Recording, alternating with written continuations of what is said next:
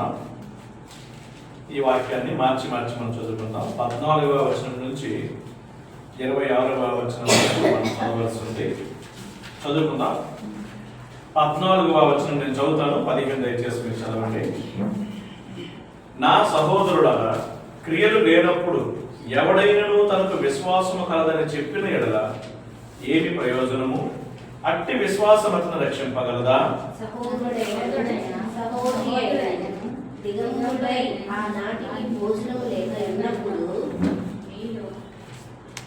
మీలో ఎవడైనను శరీరమునకు కావలసిన వాటిని ఇయ్యక సమాధానముగా వెళ్ళడి, చలి కాచుకొనుడి, తృప్తి పొందుడి చెప్పిన ఎడల ఏం ప్రయోజనము?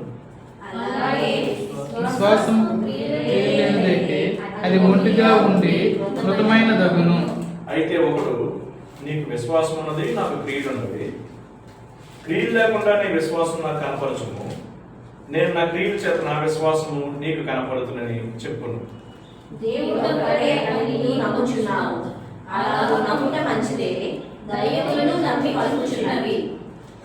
వ్యర్థుడా, క్రియలు లేని విశ్వాసము నిష్ఫలమైనదని తెలుసుకొని వచ్చున్నావా?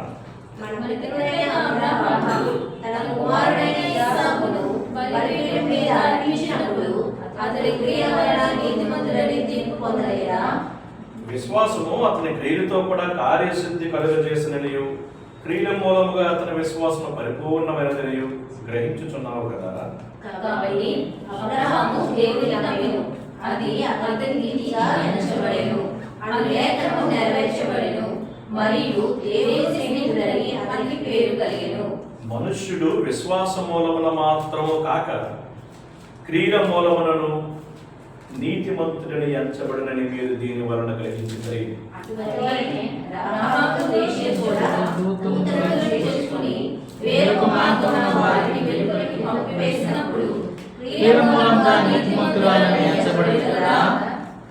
ప్రాణము లేని శరీరం ఎలాగో మృతము, అలాగే క్రియలు లేని విశ్వాసమును మృతము. దేవుడి వాక్యముని మన కొరకు దీవించి ఆశీర్వదించి మన జీవితాల్లో ఫలింపజేయుగాక. ఆమేన్. దేవుడి వాక్యం వింటున్న ప్రియమైన సంగతులారా, మనం యాకోబు రాసిన పత్రికని సిరీస్గా మనం ధ్యానిస్తున్నాం. మొదటి అధ్యాయం మనం ఆలోచన చేసాం. ఇప్పుడు రెండవ అధ్యాయంలో రెండవ భాగాన్ని మనం చూస్తున్నాం. రెండవ అధ్యాయంలో రెండవ భాగం చూసుకునే ముందు మరొకసారి పరిచయాన్ని కూడా మనం చూద్దాం. ఈరోజు మీరు వింటున్న ఈ వర్తమానము ప్రపంచ చరిత్రలో అత్యంత ప్రాముఖ్యమైన వర్తమానం, రెండవ ప్రాముఖ్యమైన వర్తమానం. దయచేసి జాగ్రత్తగా వినండి. ప్రపంచ చరిత్రలో ప్రాముఖ్యమైన వర్తమానాలు సంఘ చరిత్రలో రెండు ఉన్నాయి. మొట్టమొదటిది మార్టిన్ లూథర్ గారు విటెన్బర్గ్ చర్చికి 95 సిద్ధాంతాలు వివరించి ఆ చర్చికి తగిలించాడు. ఆర్సిఎం చర్చి వాళ్ళతో వాదనకు దిగడానికి, డిస్కస్ చేయడానికి, డిబేట్ చేయడానికి సిద్ధపడినటువంటి వర్తమానం ఒకటి. అదే మనకి రోమా పత్రిక, గలతీ పత్రిక బైబిల్లో ఉంది. రెండవ వర్తమానం ఇదిగోండి, ఈ వర్తమానం. కాబట్టి ప్రపంచ చరిత్రలో, సంఘ చరిత్రలో ఒకే వచనము రెండు విభిన్న కోణాల్లో అర్థమైనటువంటి రెండు సిద్ధాంతాలు, రెండు సత్యాలు ఈరోజు మనం చూడబోతూ ఉన్నాం. ఏ మార్టిన్ లూథర్ అయితే ఆర్సిఎం కబంధ హస్తాల నుంచి నీతిమంతుని విశ్వాసమూలముగా జీవిస్తాడు, విశ్వాసం ఉంటే చాలు, ఏ నీతి క్రియ ఒక విశ్వాసాన్ని రక్షించదు, ఏ నీతి క్రియ ఒక మనిషిని రక్షించి విశ్వాసంలో నడిపించదు, విశ్వాసంగా మార్చదు అని చెప్పారో విని ఇతరులు. ఇప్పుడు యాకోబు పత్రికలో చూసినట్లయితే చాలా స్పష్టంగా చూడండి, 24వ వచనంలో మనుష్యుడి విశ్వాస మూలమున మాత్రము కాక క్రియల మూలముగా నీతిమంతుడని ఎంచబడినని మీరు దీని వల్ల గ్రహించుతారన్న మాట, ఆయన చెప్పినటువంటి సత్యానికి ఇక్కడున్న మాటకి ఒక చిన్న కాంట్రవర్సీ రావటం వలన మార్టిన్ లూథర్ ఈ పత్రికనే బైబిల్లో వద్దు అని డిబేట్ చేశారు. కాబట్టి సంఘ చరిత్రలో యాకోబు రాసినటువంటి ఈ పత్రిక సంఘ సంస్కరణకు నాంది పలికినటువంటి మార్టిన్ లూథర్ చేత డిబేట్ చేయబడింది. కారణం ఏంటో చెప్పనా? దీన్ని ఆ టైంలో మార్టిన్ లూథర్ కూడా ఇది అర్థం కాని పరిస్థితిలో ఉంది. కాబట్టి ఈ రోజు మనం నేర్చుకోబోతున్న ఈ వర్తమానము అత్యంత ప్రాముఖ్యమైనది, చాలా మూలోపదేశం ఇది. అంటే చాలా చాలా విలువైన సందేశం. కాబట్టి ఈరోజు మనం చాలా స్పష్టంగా ఈ 26వ వచనం వరకు 14వ వచనం నుంచి 26వ వచనం వరకు నేర్చుకుని పోతా ఉన్నాం. దయచేసి జాగ్రత్తగా గమనిద్దాం. పరిచయంగా కొన్ని విషయాలు నేను చదువుతాను. ప్రతిదీ కూడా మ్యాక్స్ వీలైతే షార్ట్ కింద రికార్డ్ చేయండి, ఇది చాలా ఉపయోగకరమైనది. ఆదిమ సంఘ పెద్ద యాకోబు పరిశుద్ధాత్మ ప్రేరణతో సంఘములో పరిపక్వత విశ్వాసునికి అవసరమని ఆలోచించి ఉత్తరం రాశాడు. మీకు చెప్పారు కదా, ఈ యాకోబు రాసిన పత్రిక యొక్క మూలాంశం ఏంటి? Maturity, be mature. ఇందులో 5 అధ్యాయాలలో మొదటి అధ్యాయం 2 భాగాలుగా విభజించాం. అందులో మొదటి భాగం ఏంటి? శోధనలో, శ్రమల విషయంలో క్రైస్తవుడు ఎలా స్పందించాలి. రెండో భాగం ఏంటి? మొదటి అధ్యాయంలో 1 నుంచి 19 నుంచి 27 వచనం చూస్తే ఒకటి అధ్యాయంలో సత్యవాక్యం విషయంలో క్రైస్తవుడు స్పందన ఎలా ఉండాలో చూసాం. రెండవ అధ్యాయాన్ని 2 భాగాలు చేసాం. అందులో 1 నుంచి 13 వచనాలు, 14 నుంచి 26 వచనాలు. 1 నుంచి 13 వచనాలు సంఘములో పక్షపాతం, సంఘానికే పక్షపాతం అని మనం చూసాం. ఈ రోజు మనం చూడబోతున్నటువంటి వాక్యం తాలూకా వాక్య భాగం 2వ అధ్యాయం 14 నుంచి 26 వచనాల్లో ఈ వాక్య భాగం యొక్క టైటిల్ ఏమని రాయబడిందంటే, నిజమైన విశ్వాసం రుజువైన విశ్వాసంగా మారాలి. నిజమైన విశ్వాసం ఎప్పుడు రుజువైనదిగా నిరూపించబడుతుంది అంటే అన్న విషయాన్ని యాకోబు అనే సంఘ పెద్ద క్రైస్తవ విశ్వాసి, యేసు ప్రభు తనొక తమ్ముడు, సంఘం పట్ల గొప్ప శ్రద్ధ కలిగిన వాడై, సురక్షితమైన పరిశీలన కలిగిన వాడై, మంచి దృష్టి కలిగిన వాడై, దూరదృష్టి కలిగిన వాడై రాసినటువంటి పత్రిక. దయచేసి మనం చాలా జాగ్రత్తగా వినాలి. క్రైస్తవునికి శ్రమలు వస్తాయి, క్రైస్తవునికి శోధనలు వస్తాయి. క్రైస్తవుడు ఖచ్చితంగా పక్షపాతం చూపించడానికి వీలు లేదు అని దూరదృష్టితో రాస్తూ ఏంటి సంఘంలో పక్షపాతం ఉండకూడదని చెప్తూ, ఇది కూడా నిజమైన విశ్వాసం కలిగిన క్రైస్తవుల్లో ఇది కూడా యొక్క రుజువు ఉండాలి. నీకు విశ్వాసం ఉంటే నీ రుజువేది అని ప్రశ్నించేటువంటి ఒక వాక్య భాగం ఇది. అందుకే ఈ వాక్య భాగాన్ని ప్రశ్నలు అంటే చూడండి ఒకసారి. నేను చదువుతున్నాను ప్రశ్నలు, జాగ్రత్తగా మీరు గమనిస్తారా ఒకసారి. క్రియలు లేకుండా ఎవడైనా తనకు విశ్వాసం కలదని చెప్పిన ఎడల ఏమి ప్రయోజనము? మొదటి ప్రశ్న. 14వ వచనం. అట్టి విశ్వాసం రక్షింపగలదా? రెండవ ప్రశ్న. మూడవ ప్రశ్న చూడండి. కావలసిన వాటిని ఇయ్యక సమాధానంగా వెళ్ళుడి, చలికాచుకునుడి, తృప్తి పొందడని చెప్పిన ఏమి ప్రయోజనము? 4వ ప్రశ్న చూడండి ఒకసారి. వ్యర్థుడా 20వ వచనం. క్రియలు లేని విశ్వాసము నిష్ఫలమైనదని తెలుసుకొనగోరుచున్నావా? ఇది 4వ ప్రశ్న. అలాగే 21వ వచనం మీరు గమనించినట్లయితే 20లో మన పితరుడైన అబ్రహాము తన కుమారుడైన ఇస్సాకును బలిపీఠం మీద అర్పించినప్పుడు అతని క్రియల వలన నీతిమంతుడిని తీర్పు పొందలేదా? ఇది 5వ ప్రశ్న. ఇలా మీరు చూడండి 6వ ప్రశ్న కూడా చాలా జాగ్రత్తగా వినండి ఒకసారి. క్రియల మూలముగా అతని విశ్వాసం పరిపూర్ణమైనదని గ్రహించుచున్నావు కదా? 6వ ప్రశ్న. 7వ ప్రశ్న కూడా మీరు ఒకసారి గమనించండి ఒకసారి. 7వ ప్రశ్న 25వ వచనంలో ఇలా ఉంది. అటువలనే రాహాబుని వేసి కూడా దూతలను చేర్చుకొని వేరొక మార్గమున వారిని వెలుపటికి పంపివేసినప్పుడు క్రియల మూలముగా నీతిమంతురాలను ఎంచబడిన కదా? అంటే ఎన్ని ప్రశ్నలు? 7 ప్రశ్నల ద్వారా 13 వచనాలని ప్రశ్నల ద్వారా ఇచ్చి, జాగ్రత్తగా వినండి మాట, అన్నింటినీ ప్రశ్నిస్తూ ప్రశ్నిస్తూ ప్రశ్నిస్తూ ఒక్క సమాధానం ఇచ్చారు. చూడండి సమాధానం. అది సమాధానం కాదు, ప్రపంచానికి స్టేట్మెంట్. ప్రపంచానికి స్టేట్మెంట్. ఏంటా స్టేట్మెంట్? క్రైస్తవ సహోదరులకి, క్రైస్తవ సంఘానికి దేవుడు ఇస్తున్నటువంటి స్టేట్మెంట్ యాకోబు ద్వారా. నీ నిజమైన విశ్వాసం ఎలా ఉండాలి? లేకపోతే 26వ వచనమే స్టేట్మెంట్. ప్రాణము లేని శరీరం ఎలాగో మృతము, అలాగే క్రియలు లేని విశ్వాసము మృతము. ఇది స్టేట్మెంట్. అంటే కొన్ని విషయాలని అలా ఆర్గ్యుమెంట్ చేస్తూ చేస్తూ చేస్తూ చేస్తూ వచ్చి ఒక స్టేట్మెంట్ గా నిరూపించాడు.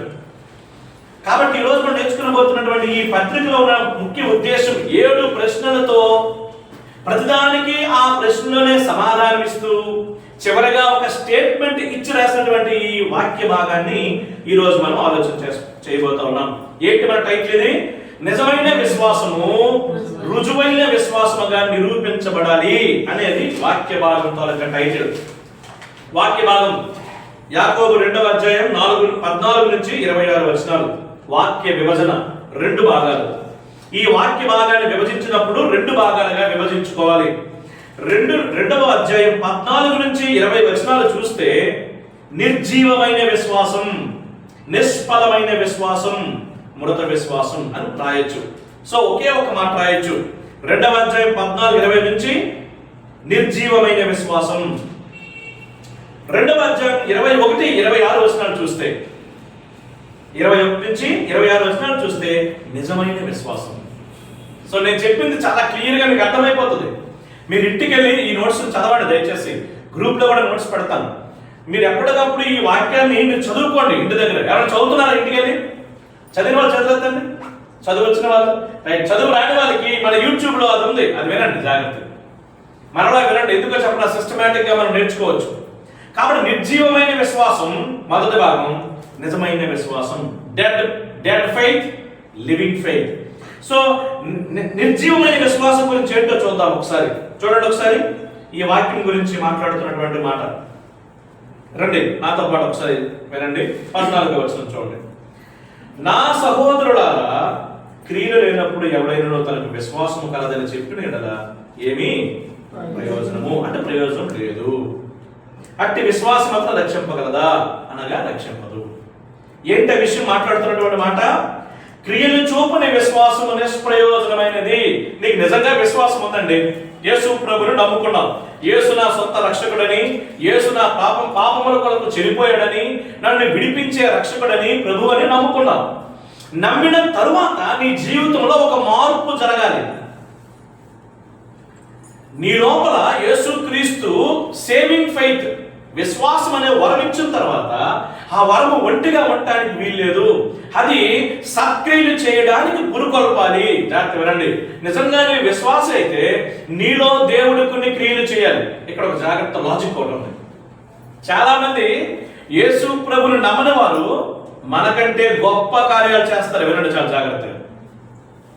1000 మందికి అన్నదానం చేస్తారు, అలాగే కొంతమందికి సైకిల్ పంపిణీ చేస్తారు, కుష్ఠరోగుల్ని స్వస్థపరిచే హాస్పిటల్స్ పెడతారు, ఇంకా చెప్పనా ప్రాణం పెట్టి మరీ పనిచేస్తారు. చాలా మంది ప్రతిరోజు కొన్ని క్యారేజీలు పట్టుకెళ్ళి పేదవాళ్ళకి హాస్పిటల్స్ లో కానీ రోడ్డు మీద ఉన్న వాళ్ళకి కానీ చాలా మందికి భోజనం పెడతారు. అయినను వారికి విశ్వాసం లేకపోతే, వాళ్ళు ప్రభువుని నమ్ముకోకపోతే వాళ్ళు నరకానికి వెళ్తారు. చాలా జాగ్రత్తగా అన్నమాట. కానీ నిజముగానే విశ్వాసం ఉంచితే ఈ పనులు ఖచ్చితంగా నువ్వు చేయాలి. లాజిక్ అర్థమవుతుందండి. ఇటువంటి పనులు నువ్వు చేయవలసి ఉంది. విశ్వాసం లేకుండా ఎన్ని పనులు చేసినా అది ఆరాధన కిందకు రాదు, సేవ కిందకు రాదు. విశ్వాసం ఉండి ఈ పనులు చేయకపోతే నీ విశ్వాసమే ప్రశ్నార్థకం. ఇది చాలా లాజికల్ గా రాస్తున్నాడు. యాకోబుకి ఎంత దూరదృష్టి. సంఘములో ఉన్నటువంటి పేదలు లేక పేదవాళ్ళు, ఆనాటికి భోజనం లేని వారు ఎవరైనా సంఘానికి వస్తే వారికి నువ్వు చేయవలసిన పని గాడ్ బ్లెస్ యూ అని చెప్పడం మాత్రమే కాదు, చలికాచుకో అని చెప్పడం మాత్రమే కాదు, తృప్తిగా వెళ్ళు అని చెప్పడం మాత్రమే కాదు, ఇలా కబుర్లు చెప్పడానికి కాదు. నువ్వు విశ్వాస అయింది సంఘంలో ఏం చేయాలంట? ఆనాటికి భోజనం లేని వారికి చూడమంట 12 సహోదరుడైనను సహోదరులను దిగంబరుడై, అంటే వారికి వస్త్రము లేకపోతే, ఆనాటికి భోజనం లేకపోతే నీవేం చేయాలంట? శరీరానికి కావలసిన వాటిని ఇయ్యక సమాధానంగా వెళ్ళము. గో విత్ పీస్, చలికాచుకో, తృప్తి పొందు, be content with that what you have. ఏ ప్రయోజనం వారు ఈ మాటలు చెప్పి? నిజంగా నువ్వు విశ్వాసి అయితే కబుర్లు చెప్పడానికి కాదు నువ్వు సంఘంలోకి ఉన్నది. నీ ఎదుట ఒక భేదవాడు నీకు కనబడితే, ఆనాటికి భోజనం లేనివాడు నీకు ఎవరైనా ఉంటే, బట్టలు లేని వాడు నీకు ఎవరైనా తెలిస్తే, ముందు చేయాల్సింది మాటలు చెప్పడం కాదు, వాక్యం చెప్పడం కాదు. ఆ వ్యక్తికి నువ్వేమివ్వాలి? దిగంబరి అయితే నువ్వు ముందు వస్త్రం ఇవ్వాలి, ఆకలితో ఉంటే నువ్వేం పెట్టాలి? భోజనం పెట్టాలి. ఇది నిజముగా క్రైస్తవ విశ్వాసం అయితే నీ సంఘంలోకి, దేవుని సంఘంలోకి వచ్చిన సహోదరుని పట్ల నీ స్పందన, యేసు ప్రభుని నమ్మడం పట్ల మనకు అనవసరం. అది ఎలాగో మనం చేస్తామో చెయ్యాలి, అది వేరే విషయం, అది సెకండరీ. సంఘంలోకి వచ్చిన వ్యక్తి పట్ల మాత్రం ఇట్స్ ఎ కమాండ్, నువ్వు చేసి తెరాల్సింది అన్నమాట. ఏమేం చేయాలంట? దిగంబరి ఉంటే నువ్వు వస్త్రం ఇవ్వాలి, ఆనాటికి భోజనం లేకపోతే నువ్వేం చేయాలి? ఖచ్చితంగా ఆయనకి భోజనం పెట్టి తీరాలి. ఆనాటి భోజనం అనే పదం చాలా గొప్ప పదం. మరి యాకోబు అంటే నిజంగా ఒక సేవకుడికి, ఒక పాస్టర్కి ఎంత శ్రద్ధ ఉండాలంటే, వాక్యం రాసినప్పుడు అంత శ్రద్ధ ఉందంటే, ఆనాటి భోజనం అంటే ఆ గంట భోజనం లేకపోతే వాడి పరిస్థితి ఏమైపోతుందో, వాడు చనిపోతాడేమో. డైలీ వేజ్ అని రాయబడింది. ఆ రోజు కూలి అంటే చూడండి, ఆ రోజు భోజనం నువ్వు పెట్టాల్సిన అవసరం ఉంది. అంటే ఆయన అంత అవసరతలో ఉన్నాడు. మన సంఘంలో అవసరంలో ఉన్న వాళ్ళు ఎవరైనా ఉంటే మనం చేయాల్సిన పని వాక్యం చెప్పడం ముందు ఆపి ఆ అవసరం తీర్చడమే మన పని. ఫస్ట్ ఏ అవసరం అంటే చెప్పనా, వాళ్ళ కోరికలు తీర్చడం మన పని కాదు, వాళ్ళ అవసరం తీర్చడం మన పని. Please we must meet the needs of the people. వాళ్ళ అవసరాలు, సంఘంలో అతి పేదవారి పట్ల వారి అవసరాలు తీర్చడం మన పని. ఎవరికైనా కూడా ఆకలితో ఉంటే ముందు వారి ఆకలి తీర్చిన తర్వాతే మనం వారికి దేవుని వాక్యం చెప్పాల్సిన అవసరం ఉంది. దేవుడు నీకు ఇచ్చిన విశ్వాసంలో నుండి నీవు అభ్యాసం చేయాలి. పేదలకు సహాయం చేయవచ్చు, కానీ అది విశ్వాసం ద్వారా జరగాలి. ఏ పనైనా బైబిల్లో 2 రకాలుగా చేయాలండి, లేకపోతే తప్పదు. నెంబర్ 1, మీరు ఏ పని చేసినా, యాక్చువల్లీ 3. మొట్టమొదటిది, మీరు ఏ పని చేసినా విశ్వాసముతో చేయాలి. మూలం ఏంటి? Whatever you do that work must be with faith. మీరు ఏ పని చేసినా అది విశ్వాసంతో పని చేయాలి. దేవుడు నాకు ఇచ్చిన విశ్వాసం, దేవుడు నాకు కలిగించినటువంటి ఆత్మ దేవుని యొక్క సంకల్పంతో పనిచేయాలి. మన సామర్థ్యంతో పనిచేసిన, విశ్వాసం లేకుండా పనిచేసిన, రోమాపత్రికలో అంటున్నాడు పౌలు గారు, విశ్వాసం మూలము కానిది ఏదియో అది పాపం. నువ్వు ఏ పని చేయి, మూలం విశ్వాసం కాకపోతే పాపం. విశ్వాసంతో ఖచ్చితంగా మనం పని చేస్తేనే అది మంచి కార్యం. రెండవది, మీరు ఏ పని చేసినా ప్రేమతో పని చేయాలి. ఏ పని చేయాలి? ప్రేమ అనే రెండో మాట ఏంటి? ప్రేమతో పని చేయాలి, విశ్వాసంతో పని చేయాలి, ప్రేమతో పని చేయాలి. మూడవది, మీరు ఏ పని చేసినా కూడా దేవుని మహిమార్థమై మాత్రమే. ఎక్కడుంటున్నాడు? కొరింథీ పత్రికలో, మీరు భోజనము చేసినను పానము చేసినను ఎవరి నిమిత్తం? దేవుని మహిమ నిమిత్తమే మీరు చేయాలి. What ever you do, it is for the glory of the God. దేవుని మహిమార్థమై చేయాలి. Should be with love, should be with faith, should be with for the glory of God. దేవుని అందరి విశ్వాసం విషయంలో, దేవుని అందరి ప్రేమ విషయంలో, దేవుని మహిమార్థమై మాత్రమే పనిచేయాలి. క్రైస్తవుడు ఈ 3 ఫోకస్లను చేయాలి. ఎవరో చూస్తున్నారనో, ఎవరి పేరు కోసమో, ఎవరి రిజిస్ట్రేషన్ కోసమో మనం ఏమి చేయం. విశ్వాసంతోని, ప్రేమతోని, అలాగే దేవుని మహిమ కోసం మనం చేస్తాం. ఈ పని గుర్తుపెట్టుకోండి. నిజంగా దేవుని అందరి విశ్వాసం ఉంచితే నీ క్రియలు రుజువు చేయాలి. చూడండి ఒకసారి మాట, చాలా జాగ్రత్తగా. ఇప్పుడు మన సంఘంలోకి పేదవాడు వస్తే వారి పట్ల మనం చేయవలసిన మొట్టమొదటి పని తనకి వస్త్రం ఇవ్వడం, తనకి భోజనం పెట్టడం, అలాగే తనకి ఏం చేయాలి? తన తృప్తి కొరకు, తన మేలు కొరకు 2 దేవుని వాక్యాలు చెప్పడం. ఇలా చేయకుండా ఒకవేళ కేవలం మాటలే చెప్తే, 17వ వచనం, విశ్వాసము క్రియలు లేనిదైతే అది ఒంటిగా ఉండి మృతమైనదగును. జాగ్రత్త, there is a danger. Duty సరిగ్గా లేకపోతే డేంజర్ లో పడుతున్నామని క్లియర్ గా చెప్తున్నాడు. ఏంటా డేంజర్? విశ్వాసము అంటే క్రియలు లేని విశ్వాసము డేంజర్ లో పడిపోతుంది, ఒంటరిగా ఉండిపోతుంది. నీకు విశ్వాసం ఉంది కానీ ఏ క్రియ చేయకుండా, ఏ పని చేయకుండా, విశ్వాసాన్ని అభ్యాసం చేయకుండా అలాగే సంఘానికి రా, అలాగే సంఘం నుంచి వెళ్ళిపో, అలాగే విశ్వాసం పట్టించుకోకుండా నువ్వు వెళ్ళిపో. దానివల్ల ఏమైపోతుందో చెప్పనా? ఒక డేంజర్ ఉంది. Your faith will be dead. నీ విశ్వాసం చనిపోయే ప్రమాదం. Your faith will be useless, profitless. అంటే నీ విశ్వాసము నిష్ప్రయోజనం అయిపోతుంది, నిష్ఫలమైపోతుంది. ప్రియమైన సంగతులారా, దయచేసి గమనించండి. కొంతమంది ఉంటారండి 18వ వచనం ప్రకారం, నీకు విశ్వాసం ఉంది కదా, నువ్వు విశ్వాసం చూపెట్టు, నా క్రియలు ఉన్నాయి కదా, నేను క్రియలు చూపిస్తాను. సంఘంలో చాలా మంది క్రియల్లో బిజీ అయిపోతారు, సంఘంలో చాలా మంది విశ్వాసంలో బిజీ అవుతారు. బైబిల్ ఏం చెప్తున్నా? 2 కలిసి ఒక వ్యక్తిలో ఉండాలి. ప్రతి క్రైస్తవుడికి లోపల విశ్వాసం ఉండాలి, బయటికి ఏముండాలి? క్రియలు కనపడాలి. బయటికి విశ్వాసం లేకుండా చేస్తే ప్రమాదం. నిజంగా నీ విశ్వాసం ఉంచితే నువ్వు ఖచ్చితంగా నీ విశ్వాసాన్ని క్రియల ద్వారా అనేక మందికి కనపరచాలి. క్రియల ద్వారా కనపరిచిన విశ్వాసమే దేవుణ్ణి కనపరిచిన విశ్వాసం. కాబట్టి చాలా జాగ్రత్తగా మనం గమనించుకుందాం ఈ మాటలు. నిజంగా నీ క్రియలు ఉంటే, నీ విశ్వాసం ఉంటే, నీ విశ్వాసం ఏమైనా రుజువైందా? విశ్వాసం నీ క్రియల్లో కనపరిచావా? దెయ్యానికి కూడా విశ్వాసం ఉంది అని అంటున్నాడు. చూడండి, దెయ్యానికి ఏమైనా విశ్వాసం ఉంది? దెయ్యాలు ఏమని నమ్ముతున్నాయంట? దేవుడు ఒక్కడే నమ్ముతున్నాయి. ద్వితీయోపదేశ కాండంలో ఏమిటి యెరూషలేము ప్రజలు పాటిస్తున్నటువంటి మాటది ఏంటి? ఇశ్రాయేలు దేవుడే అద్వితీయ దేవుడు, నీ ఒక్కడవే దేవుడివి, దేవుడు ఒక్కడే అని యూదులందరూ నమ్మినటువంటి విశ్వాసమే దెయ్యాలకు కూడా ఉన్నాయి. బైబిల్లో దెయ్యాలు దేవుడిని చాలా చక్కగా అర్థం చేసుకున్నాయి. మనకంటే దెయ్యానికి బాగా జ్ఞానం ఉందని బైబిల్లో చెప్పండి. ఎందుకంటే మనం పుట్టక ముందే దెయ్యానికి దేవుడు అర్థం తెలుసు. కానీ అవి వణుకుతున్నాయి, కానీ అవి దేవుడు చూపలేదు.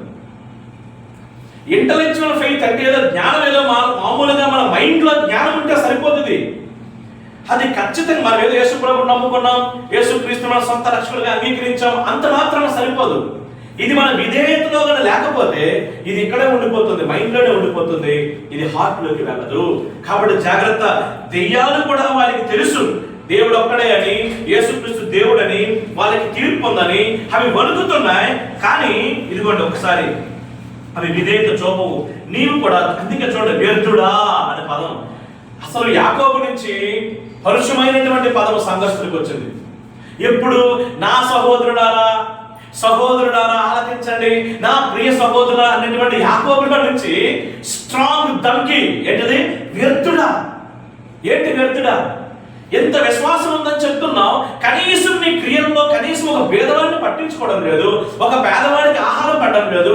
సంఘంలో చాలా మంది బేదలుగానే ఉండిపోతున్నారు. ఒక ఆమె ఒక సవాలు చేస్తుంది ఒకసారి, నా బాగా గుర్తు, మన సంఘంలో. ఏమమ్మా, మేమిచ్చిన కానుకలతో, మేమిచ్చిన డబ్బులతో దేవుడు మాకు ఇచ్చిన దగ్గర నుంచి మేము మీకు ఇస్తే మీరు చాలా గొప్పలు అయ్యారు, కానీ మరి మా బతుకుల దగ్గర ఉండిపోయాయి. ఏం చేస్తున్నావు ఈ కానుకలు తీసుకొని? ఏం చేస్తున్నావు ఇవన్నీ తీసుకొని? మా కోసం నువ్వు పనిచేయలేదా అంటే ఆన్సర్ లేదు వాళ్ళకి. ఏమిటి? సంఘానికి వస్తున్న కానుకలు, సంఘానికి వస్తున్న బియ్యం, సంఘానికి వస్తున్న ఏ అవసరానికి తెచ్చి ఏదైనా కూడా అది సంఘానికే ఉపయోగపడాలి. This is ultimate. ఇంతకంటే సత్యం ఏం కదా? సంఘం కోసమే సంఘానికి కానుకలు, సంఘం కోసమే సంఘానికి బియ్యం. మీరు పిడికిడి బియ్యం పథకం పెట్టుకున్నా, మీరు దశంభాగం అనే పద్ధతి పెట్టుకున్నా, కృతజ్ఞతార్పణ పద్ధతులు పెట్టుకున్నా, మీరు ఏమి చేసుకున్నా కూడా మీరు చేయాల్సిన పని అంటే చెప్పి that should be for the welfare of the church. దేవుని సంఘం కోసమే వాడబడాలి. దాంట్లో నుంచే మనం తినాలి, దాంట్లో నుంచే మనం పెరగాలి. అది మనం ఏమండి, సంఘంలో ఇచ్చిన కానుకలు మనం తింటే సంఘానికి మనం అకౌంటబుల్ అవుతాం. గుర్తుపెట్టుకోండి. ఒక పాస్టర్ అన్నారు, చాలా తప్పుడు పద్ధతి చెప్పారు. ఏంటి? మీ తాలూకా పట్టెలో పెట్టుకొని ఈ పెట్టెలో వేస్తే నేను నా పట్టులో వేసుకునే పట్టు పాస్టర్ను కాదన్నాడు ఒక ఆయన. చాలా తప్పది. ఎందుకో చెప్పనా? యేసుప్రభు అన్నాడు, అసలుకి నా శరీరము తిని నా రక్తము త్రాగిన వాడే నాకు పాత్రుడు. అర్థమైనా చెప్పనా? నాతో నీకు ఎప్పుడు పాల్గొప్పుడు ఉంటాయో చెప్పనా? నేను ఈ పట్టులో నుంచి నీకు ఇస్తే ప్రేమగా, అది నేను పెట్టెలో వేస్తే నువ్వు ప్రేమగా తీసుకొని తింటే నీకేం తెలిసిన? You are accountable. అయ్యో, వీళ్ళు ఎంతో కష్టపడి వీళ్ళు వేసినటువంటి ఈ 10 రూపాయలు, ఈ 100 రూపాయలు నా ఆకలి తీర్చింది. నేను వాళ్ళ కోసం ప్రార్థన చేయాలి, వాళ్ళ క్షేమం కోసం ప్రార్థన చేయాలి, వాళ్ళ బాగోగుల కోసం ప్రార్థన చేయాలి. అకౌంటబుల్ అవుతాం. మీరు ఏదో డబ్బులు వేశారండి, నేను ఏదో ముట్టనండి అంటే మాత్రం నీకు నాకు అకౌంటబిలిటీ లేదన్నమాట. అలాగే ఈ డబ్బాలో పెట్టేటువంటి డబ్బులన్నీ కూడా ఎవరికి ఉపయోగపడాలంట? సంఘానికే ఉపయోగపడాలి. సంఘంలో భేదవాళ్ళు ఎందుకు ఉండిపోతున్నారు? సంఘాన్ని పెట్టిన వాడు డబ్బున్నాడు అవుతున్నాడు చాలా మంది. నిన్న కాకుండా సంఘం పెడతారు కొంతమంది, కానీ కార్లు మారుస్తారంట, బైకులు మారుస్తారంట, వాళ్ళ పిల్లలే మళ్ళీ పెద్దవాళ్ళు మళ్ళీ వాక్యాలు మారుతారంట. ఏమి నీ సంఘంలో ఉన్న వ్యక్తులు ఎందుకు ఎదగడం లేదు? ఏమైంది నీ విశ్వాసపూర్వకమైనటువంటి క్రియలు? సంఘంలో చాలా మంది యవనస్తులు సంఘానికి వస్తుంటే వాళ్ళు ఎందుకు వాక్యోపదేశకులుగా మారడం లేదు? వాళ్ళు ఎందుకు కాపర్లుగా ఎదగడం లేదు? వాళ్ళు ఎందుకు సంఘ పెద్దలుగా ఉండటం లేదు? వాళ్ళు ఎందుకు సంఘాన్ని డీల్ చేయడం లేదు? కారణం ఏంటో చెప్పనా? నీవు క్రియాపూర్వక విశ్వాసాన్ని అభ్యాసం చేస్తే వారిని సమర్థవంతులుగా నువ్వు మారుస్తావు. మనకేదో కాగ్నిటివ్ ఫెయిత్ ఉంటే సరిపోదు, అంటే మనకేదో మామూలుగా ఇంటలెక్చువల్ ఫెయిత్ ఉంటే సరిపోదు. దయచేసి జాగ్రత్తగా వినండి. మన విశ్వాసము క్రియల వైపు వెళ్ళాలంటే విశ్వాసం ద్వారా మోటివేట్ చేయబడాలి, విధేయత వైపుకి నడిపించాలి. ఇది ఎంత మట్టుకు చాలు ఈ మాటలు. తర్వాత మన విషయాలు మిగతా చూద్దాం. ఇప్పుడు రెండవ మాట చూడండి ఒకసారి, నిజమైన విశ్వాసం. ఫస్ట్ విశ్వాసం ఏమని చెప్పాం? నిర్జీవ విశ్వాసం లేక మృతమైన విశ్వాసం గురించి మాట్లాడాం. రెండవ టాపిక్ ఏంటది? నిజమైన విశ్వాసం రుజువైంది. సో యాకోబు గారు గొప్ప దీర్ఘ దృష్టితో, గొప్ప దూరదృష్టితో రాస్తున్న మాట ఏంటో చెప్పనా? ఇద్దరు వ్యక్తుల్ని ఇంట్రడ్యూస్ చేశారండి ఆ పత్రికలో. మొట్టమొదటి వ్యక్తి పేరేమో అబ్రహాం, రెండవ వ్యక్తి పేరేమో రాహాబు. రాహాబ్ అనే వేశ్య అని రాశారు. అబ్రహాం గురించి ఏమని రాయబడింది అందులో చూడండి ఒకసారి, దయచేసి నాతో పాటు మీరు ఫాలో అవ్వండి. అబ్రహాం గురించి ఇలా మాట్లాడుతున్నాడు. 21వ వచనం, మన పితృడైన అబ్రహాము. ఎవరండి ఈయన? మన పితృడు, మన తండ్రి. ప్రైజ్ గాడ్, మన తండ్రి, మూల పితృడు. రామపత్ర ప్రకారం he is our four father, he is our father. ఆయన మన తాలూకు తండ్రి. ఎందుకంటే అబ్రహాంలోనే మనం అందరం విశ్వాసం, అబ్రహాం ఉంచిన విశ్వాసంలోనే మనం కూడా విశ్వాసం ఉంచాం. రెండో చూడండి ఒకసారి, ఆయన మరియు దేవుని స్నేహితుడయ్యాడంట. మన విశ్వాసుల తండ్రి, మన తండ్రి దేవునికి స్నేహితుడు ఎలా అయ్యాడండి? ఈ మధ్యలో ఏదో జరిగిందండి. ఏంటది చూడండి ఒకసారి. ఆయన విశ్వాసంలో జరిగే కార్యస్థితి చూద్దాం. మన పితృడైన అబ్రహాము తన కుమారుడైన ఇస్సాకును బలిపీఠము మీద అర్పించినప్పుడు, చాలా జాగ్రత్తగా గమనించండి, యాకోబు చాలా డేరింగ్ గా రాస్తున్నాడు ఆ మాట. అర్పించేశానని రాస్తున్నాడు. అబ్రహాము తన కొడుకుని అర్పించేశాడు. దేనికి? బలిగా. బలిగా అర్పించేశాడని రాస్తున్నాడు. కానీ నిజానికి బలిగా అర్పించాడా?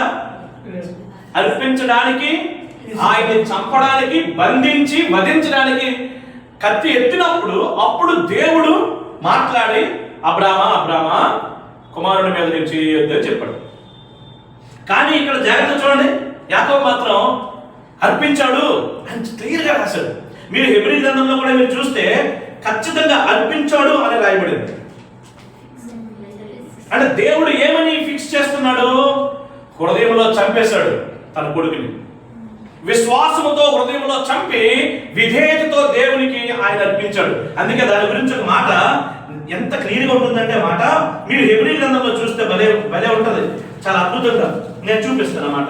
నిన్న ఈవినింగ్ మా గ్లోరీ వదినతో ఆ మాటను డిస్కస్ చేశాను. హెబ్రీ గ్రంథంలో విశ్వాసుల వీరుల జాబితాలో నుంచి మనం కొన్ని విషయాలు మాట్లాడితే, దేవుని సంగతి ద్వారా 11వ అధ్యాయంలో ఒక మంచి మాట ప్రభు మనతో మాట్లాడుతున్నాడు. చూడండి ఒకసారి. అది 19 నుంచి చదవాలి, 17 నుంచి నేను చదువుతున్నాను. హెబ్రీ గ్రంథం 11వ అధ్యాయం 17 నుంచి. అబ్రహాము శోధించబడి విశ్వాసమును బట్టి ఇస్సాకును బలిగా అర్పించును. విశ్వాసమును బట్టి ఇస్సాకును బలిగా. ఇక్కడ చాలా very classic, very important point. బలిగా అర్పించడం కాదు, అక్కడ విశ్వాసమును బట్టి బలిగా అర్పించును. అర్పించును, ఇట్ ఈస్ డన్ అని రాయబడింది. అంటే జరిగిపోయింది అంటున్నాడు. నిజానికి ఆయన అర్పించడానికి సిద్ధపడను అని ఉంటుంది ఆది కాలంలో మీరు చూసినట్లయితే. కానీ దేవుడు రాయించాడండి, అబ్రహాము శోధింపబడి అంటే పరీక్షించబడి విశ్వాసమును బట్టి ఇస్సాకును బలిగా అర్పించును. ఎవడు ఆ వాగ్దానమును సంతోషముతో అంగీకరించను ఇస్సాకు వలనైనది నీ సంతానం అనబడినని ఎవరితో చెప్పబడను, ఆ అబ్రహాము మృతులను సహితము లేపుటకు దేవుడు శక్తిమంతుడని ఎంచిన వాడై తన ఏక కుమారుణ్ణి అర్పించి ఉపమాన రూపముగా అతన్ని మృతుల్లో నుండి మరలా పొందెను. దేవుడికి స్తోత్రం. రెండోసారి అర్పించిన 11 మంది రాయించాడు.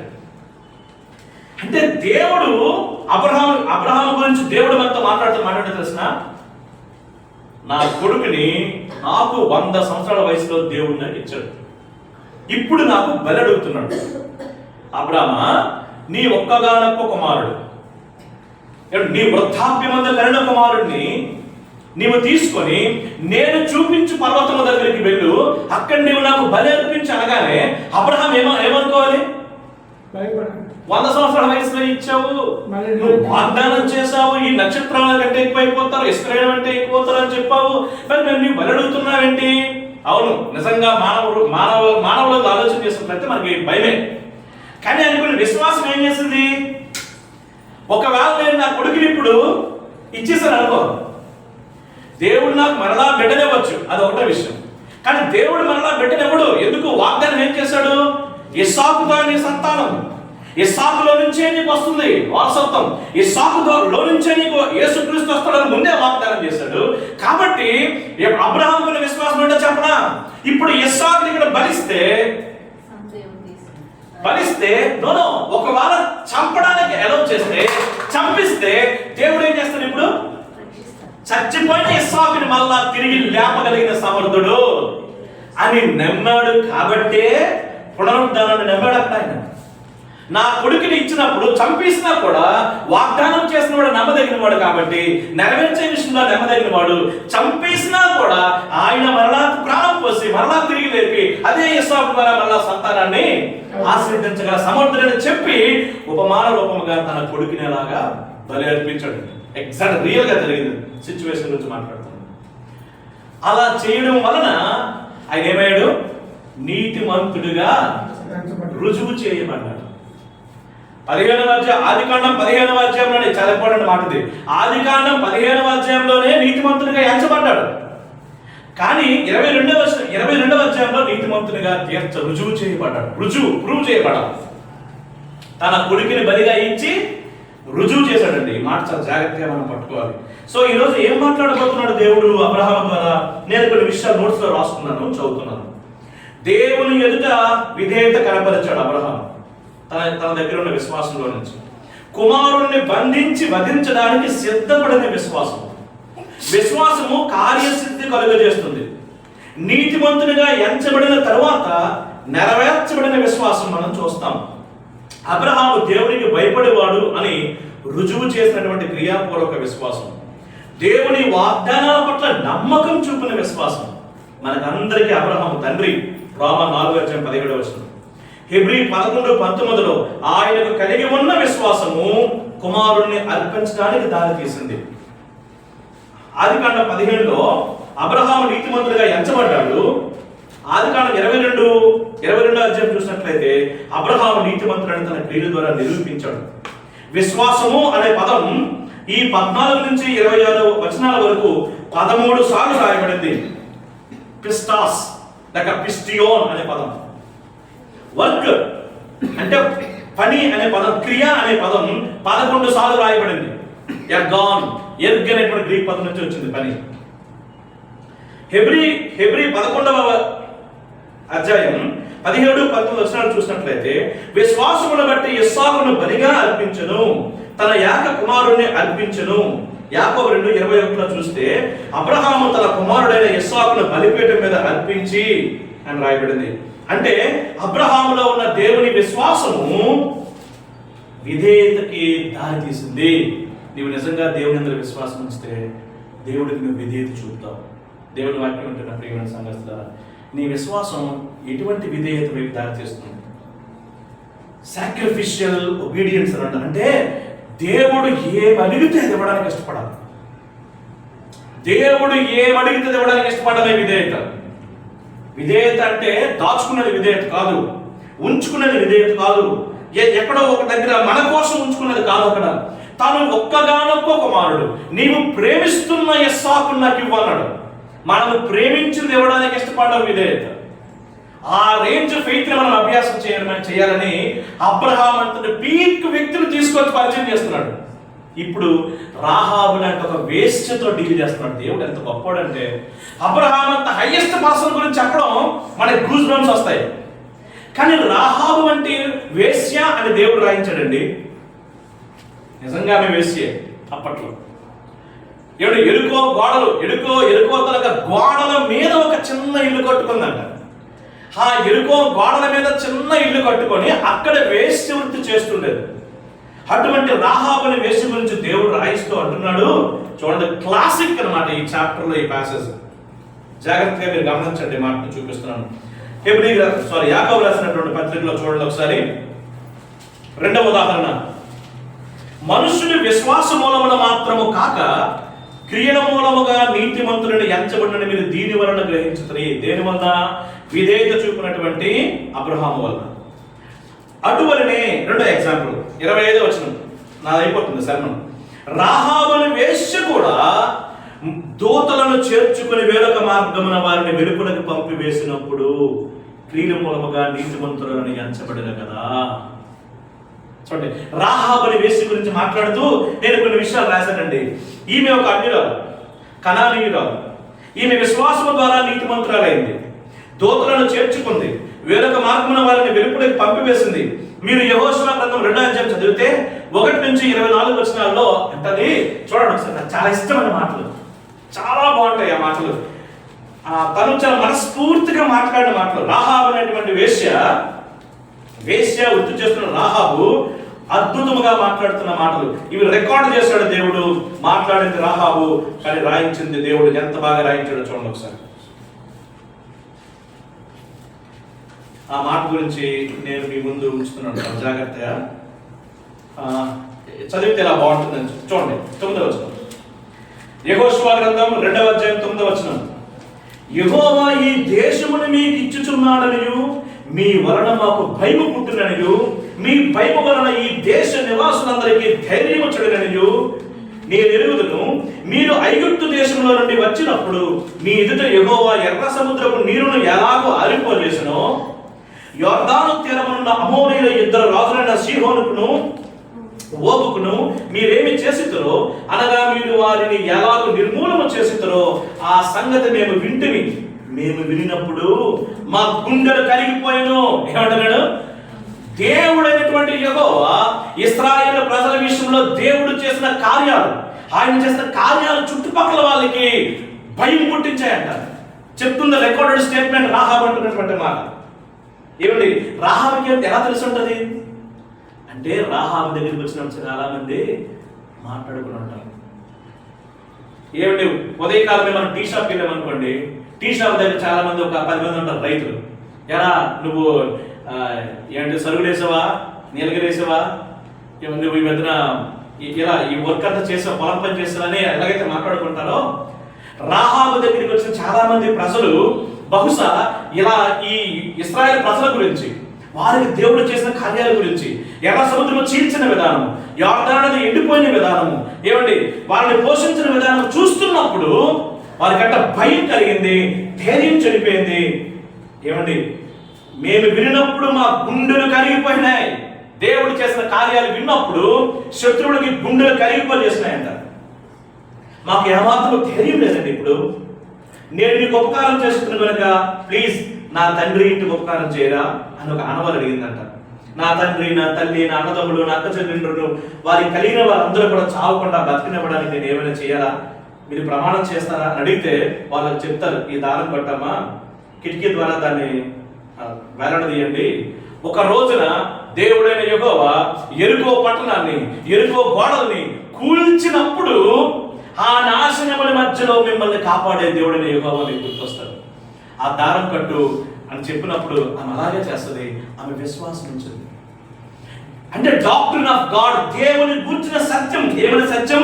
ఎర్ర సముద్రాన్ని చీల్చినటువంటి ఆ దేవుణ్ణి, ఆరిన నేల మీద నడిపించిన ఆ దేవుణ్ణి, ఏమంటే అమోరీయులను చంపినటువంటి ఆ అమోరీయుల రాజుని చంపిన దేవుణ్ణి, ఆ దేవుని గురించి ఆమె ఎరిగినటువంటి ఆమె విన్నటువంటి ఆమె జీవితంలో విశ్వాసం కలిగింది.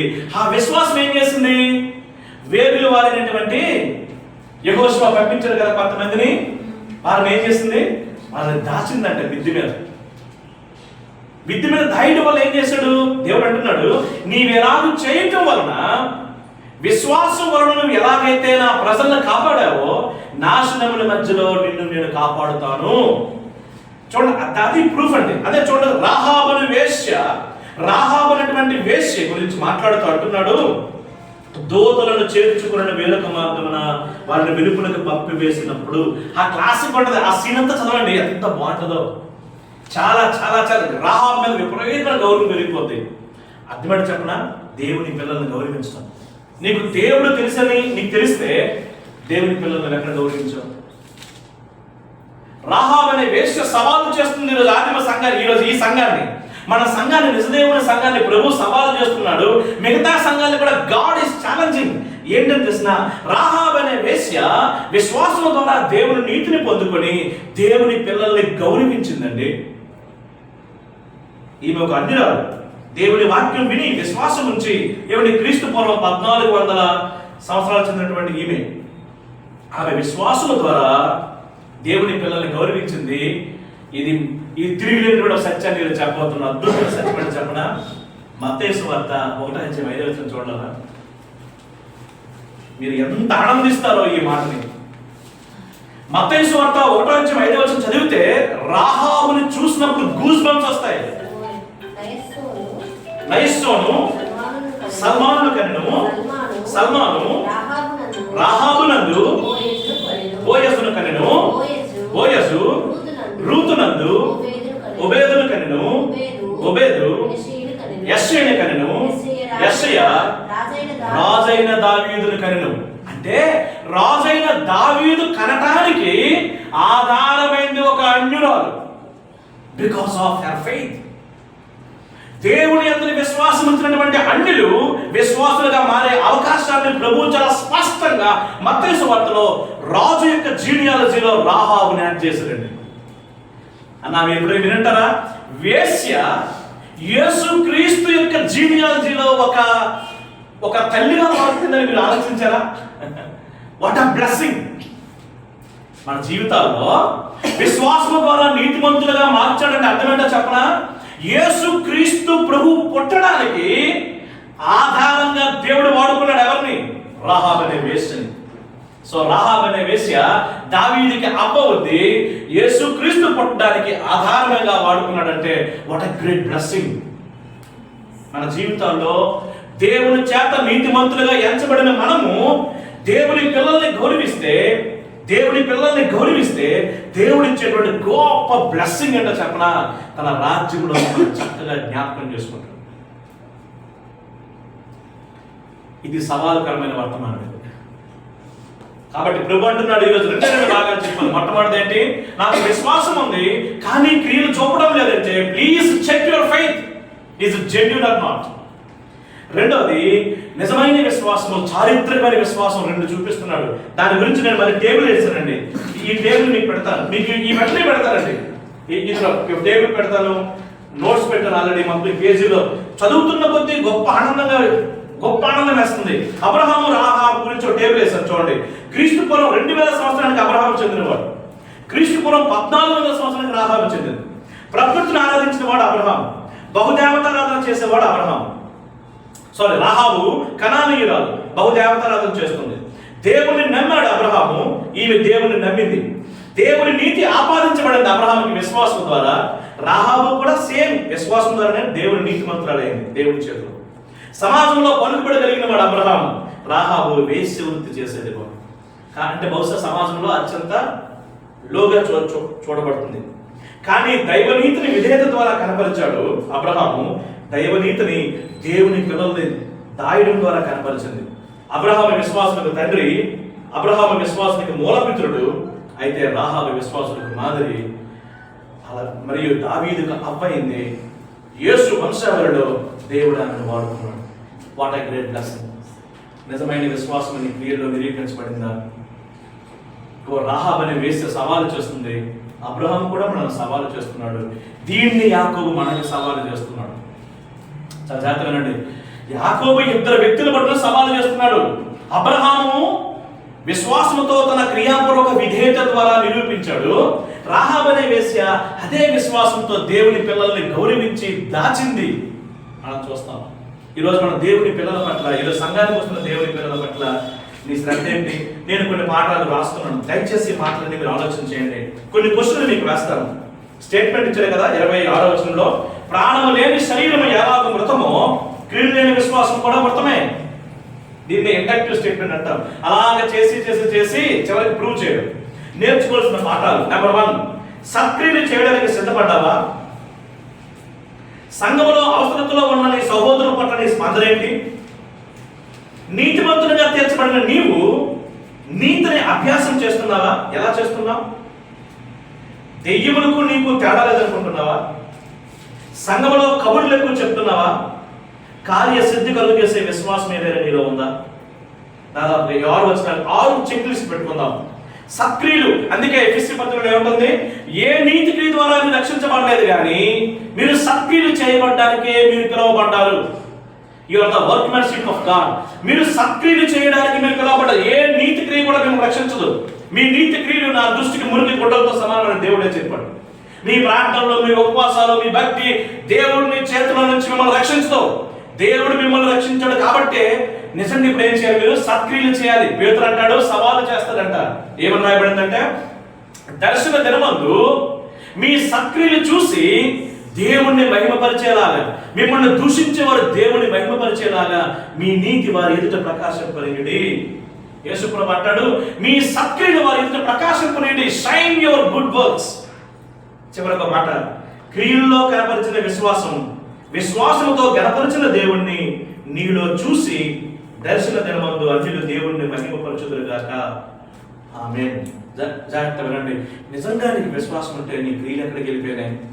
మంచి క్రియలు, విధేయత చూపేది, సాటి పేదవాడిని సంఘంలో పడిన వ్యక్తులకి పక్షపాతం లేకుండా భోజనం పెట్టి, బట్టలు ఇచ్చి, ఆదరించి, ఆతిథ్యం ఇచ్చే ఆ యొక్క విశ్వాసం నిరూపించుకుంటావా?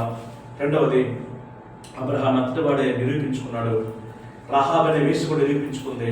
నీవు కూడా ఇంటి విశ్వాసం కలిగిన వాడివైతే నిరూపించుకో. నీవు నిరూపించినట్లు గొప్ప సామర్థ్యాన్ని నీ కుటుంబంలోని, నీ వ్యక్తిగత జీవితంలోని దేవుడు కలుగు చేయగాక. ఆమె చిన్న ప్రార్థన చేస్తాను. దయచేసి మనం కళ్ళు మూసుకుందాం. ఈరోజు దేవుడు చెప్పిన మాటల గురించి మనం ఆలోచించాలి. ఈ మాటలు మన జీవితాల్లో గొప్ప ప్రభావితం చూపాలని, మన విశ్వాస జీవితం క్రియాపూర్వకంగా వెళ్ళాలని, విధేయతగా వెళ్ళాలని, గౌరవంగా దేవుని పిల్లలను చూడాలని మనం ఆలోచించేద్దాం. మన మధ్యలో ఉన్న దానియేలు గారు మనందరి కొరకు దీవెనకరమైన ప్రార్థన చేస్తారు. అయ్యారండి, ప్రార్థన చేయండి.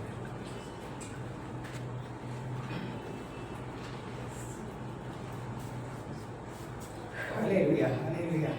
స్తోత్రం, స్తోత్రం, స్తోత్రం, స్తోత్రం, స్తోత్రం. పరిశుద్ధుడా, పరిశుద్ధుడా, పరిశుద్ధుడా, పరిశుద్ధుడా నాయన, తండ్రి, ఈ కుమారుడు తండ్రి నాయన, మాకు బలమైన వాక్యమైన శక్తి మాకు అందించినందుకు నీకు వందనాలు. మా ప్రభువా, ఎలాంటి వాక్యాలు నా తండ్రి మా హృదయం తండ్రి బలపరచాలని నీకు వందనాలు తండ్రి. ఈ యొక్క వాక్యం మా అందరూ హృదయాలను తట్టండి, జ్ఞాపకం చేసుకోండి తండ్రి. ఈ యొక్క బలంగా మాకు దయచేయమని అయినా నీ కృపలో నడిపించండి వందనాలు తండ్రి. దేవునైనా వందనాలు తండ్రి. నీ కృప నిత్యం ఆడుకోమని తండ్రి. నీ పిల్లలమైన మమ్మల్ని అందరినీ కూడా రక్షించండి. ప్రతి ఒక్క అవసరంలోనైనా, ప్రతి ఒక్క భయాన్ని తండ్రి మీరే ఉన్నానైనా వీరిని తప్పించి మీరు అనిపించండి. మీరు అక్కడి మమ్మల్ని భద్రపరచండి. మా యొక్క ఆలోచనలో, మా యొక్క తలంపులో ప్రతి ఒక్క అవసరాలు తీర్చమని మీరే మహిమ పొందుకోమని, మీరే మాకు సహాయం చేసి మీరే మహిమ ఘనత ప్రకటించాలని యేసునామములో ధ్యానం చేయాలని ప్రతిమేస్తున్నాం తండ్రి.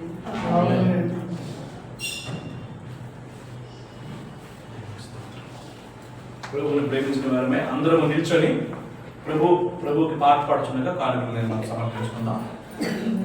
పాడుతున్నాం.